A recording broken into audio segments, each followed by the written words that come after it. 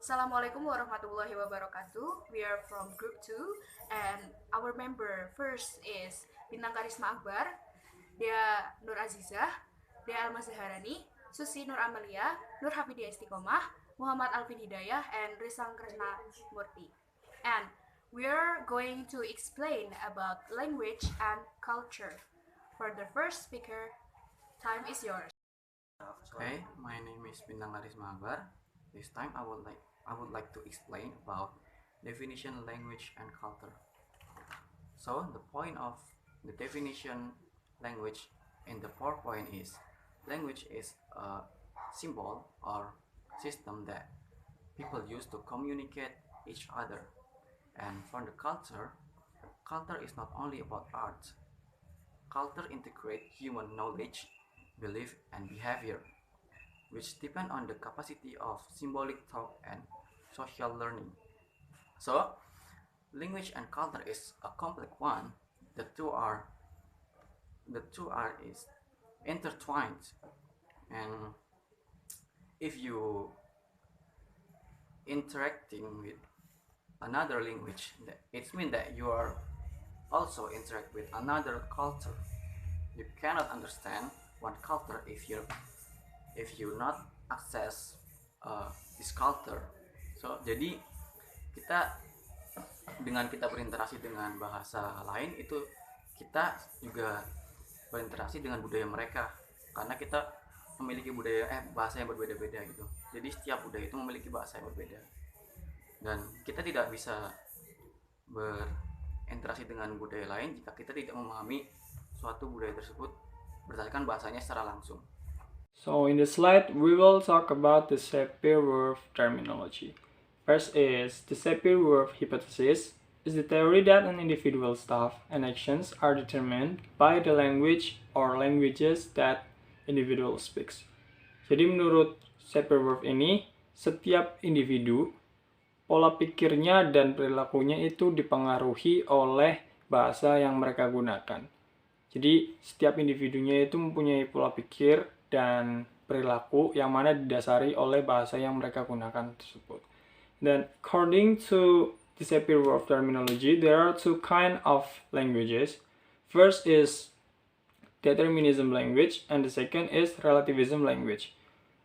Determinism is point of view that is limited by the language used, while the relativism is languages limited by the point of view. Jadi yang pertama itu determinism atau determinisme ini sudut pandang dibatasi oleh bahasa.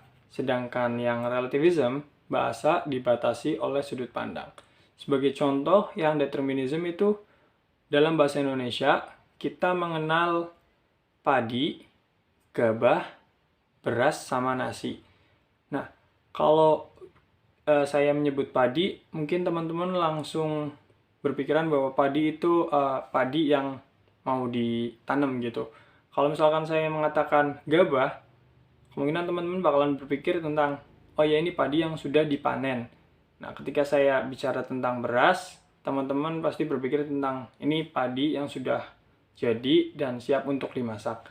Sedangkan kalau saya bicara tentang nasi, teman-teman pasti berpikir bahwa ini beras yang sudah dimasak, kemudian siap untuk disajikan atau dimakan. Sementara dalam bahasa Inggris, mereka menyebut padi, gabah, beras, sama nasi itu dalam satu kata, yang mana katanya itu rice.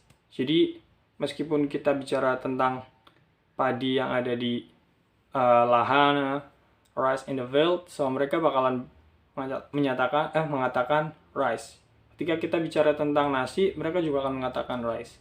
Atau ketika kita bicara tentang beras, mereka juga akan mengatakan rice. Itu contoh determinism atau determinisme bahasa. Kemudian contoh lain dari relativism language atau relativisme bahasa. Sebagai contoh, dalam suku Eskimo, mereka mengklasifikasikan beberapa jenis salju.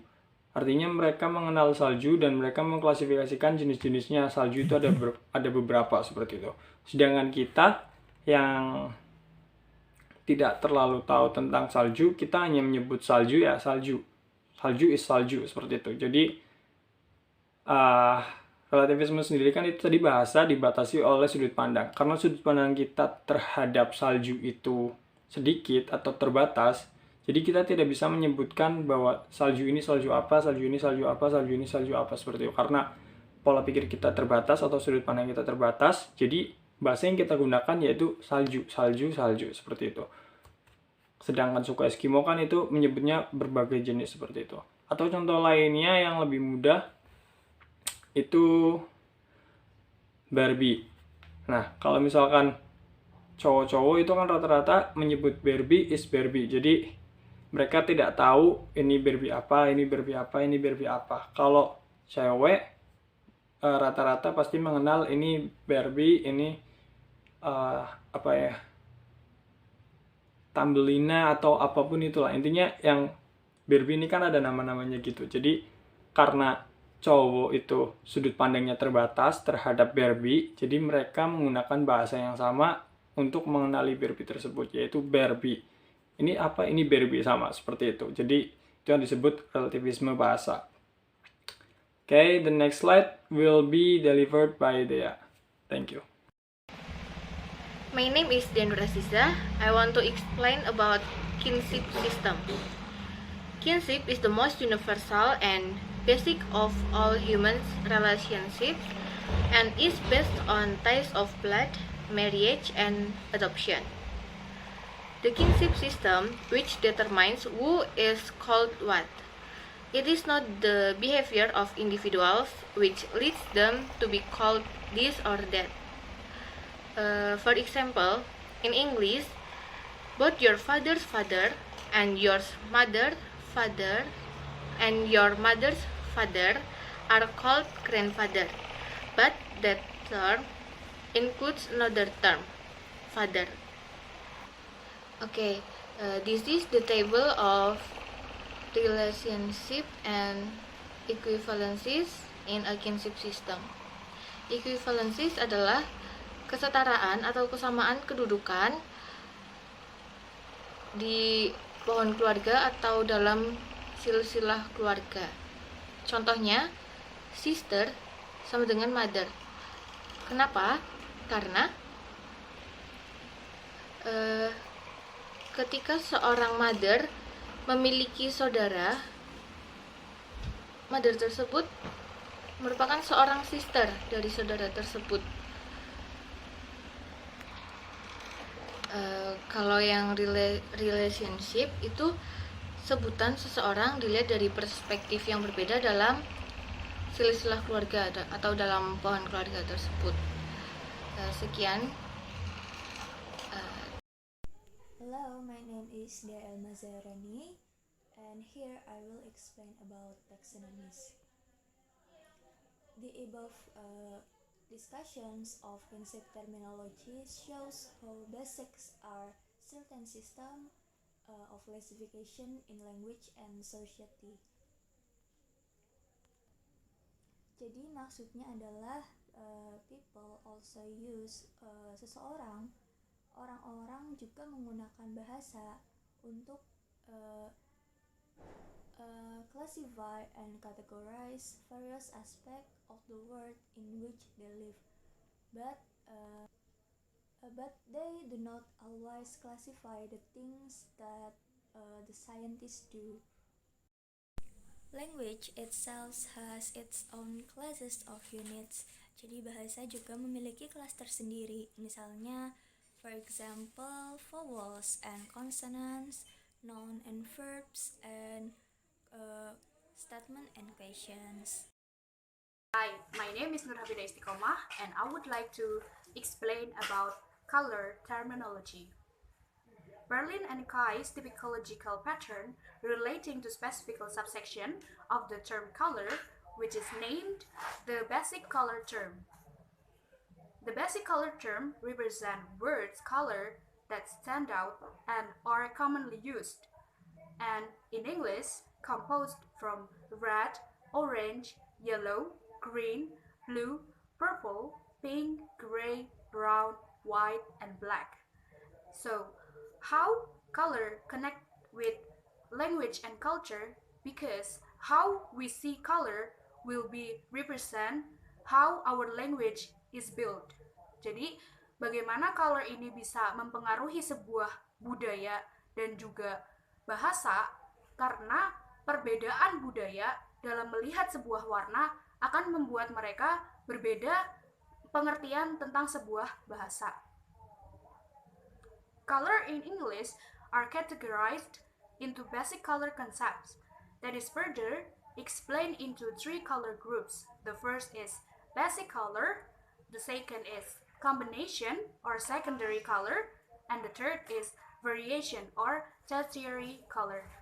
Jadi di dalam bahasa Inggris sendiri kita bisa mengkelompokkan color atau warna itu ada 3. Yang pertama adalah warna dasar seperti yang tadi sudah disebutkan berdasarkan teorinya Berlin dan Kais, dan kemudian ada warna campuran, yaitu warna dari kombinasi dari warna-warna dasar.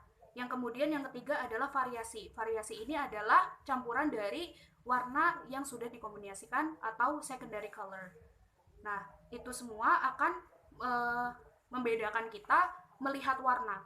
Dalam bahasa Indonesia, we could see biru, but when we see light blue, kita mengatakan biru muda. Jadi perbedaan bahasa Indonesia dan bahasa Inggris dalam melihat warna juga berbeda. In English, we have many spectrum color, but in Indonesia, we have just a little. And maybe in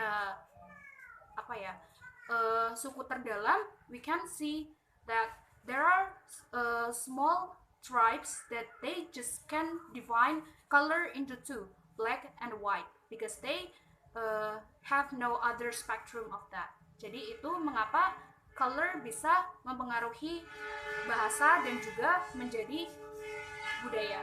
Okay, my name is Tanasna Murti. Now I will explain about prototype theory. Prototype it is how we apply social situation in which speech occur. It will possible by looking not only the concept are formed by culture, but how we achieve our social competence in the use of language. Ross proposes that concepts are best viewed as prototypes. A bird is not best defined by reference to a set of features that refer to such a matter as a wings, warm-bloodedness, and egg-laying characteristic, but rather reference to a typical instances so that a prototypical bird is something more like a robin than it is like a Titian, penguin, ostrich, or even eagle. This is a theory of prototype.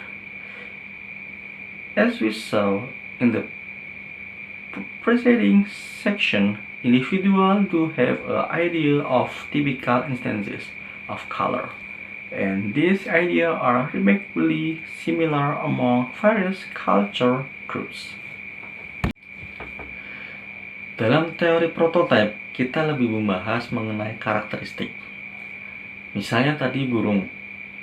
Maka yang kita tahu, burung memiliki kemampuan untuk terbang, memiliki sayap, berdarah panas, dan dapat bertelur. Padahal ada juga burung yang tidak dapat terbang, misalnya penguin, burung unta, dan mereka tergolong dalam klasifikasi burung. Jadi, prototipe bisa dibilang stereotip kebanyakan orang atau pandangan umum dari orang-orang terhadap sesuatu di sekitarnya. Hello, my name is Susi Nur Amalia, and here I will explain about taboo and euphemism. For the first taboo, according to Ronald Rudolph, taboo is the prohibition or avoidance in any society of behavior believed to be harmful to its member in that it would cause them anxiety, embarrassment, or shame. In the other words, taboo is a prohibition or rejection of some types of behavior or language because they are considered socially unacceptable. Jadi, tabu adalah larangan terhadap ungkapan atau kata-kata tertentu karena dianggap melanggar etika sopan santun. And there are three categories of taboo according to psychological motivation. For the first, the taboo of fear. This kind of taboo refer to the supernatural things. These include God, the devil, or secret things.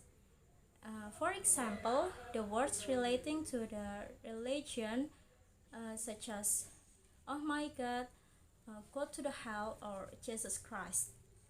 Jadi tabu jenis ini mengacu kepada hal-hal supernatural. Contohnya bisa seperti yang berkaitan dengan Tuhan atau hal makhluk halus atau hal-hal gaib lainnya. And then taboo of delicacy. This taboo contain about some kinds of words which make bad feeling in someone's mind. For example, the kinds of types of disease or death. Jadi tabu dalam jenis ini itu berisi tentang kata-kata yang dapat membuat perasaan buruk terhadap pikiran seseorang, seperti tentang kata-kata tentang kematian atau kata-kata seperti yang mengacu kepada jenis-jenis penyakit. And the last is taboo of propriety. This kind of taboo relate to about gender or sex or some parts of body and other insulting words that rude or forbidden to say. For example, usually people use some rude word like name of animals like monkey or dog. And the next is euphemism. Euphemism is a word or phrase that stands in another word or phrase, chosen to soften the true meaning of what is being expressed. In the other words, euphemism is a polite word that is used to refer to things which people may find upsetting or embarrassing to talk about. Jadi euphemism adalah ungkapan yang lebih halus atau yang lebih sopan dari kata-kata kasar atau kata-kata tabu sebelumnya, atau sebagai ungkapan yang dirasakan tidak mengenakan atau memalukan. For example, we prefer say passed away rather than die, and in Indonesia we prefer say tuna rungu rather than tuli, or tuna wicara rather than bisu. Yep, that's all. Thank you. Wassalamualaikum warahmatullahi wabarakatuh.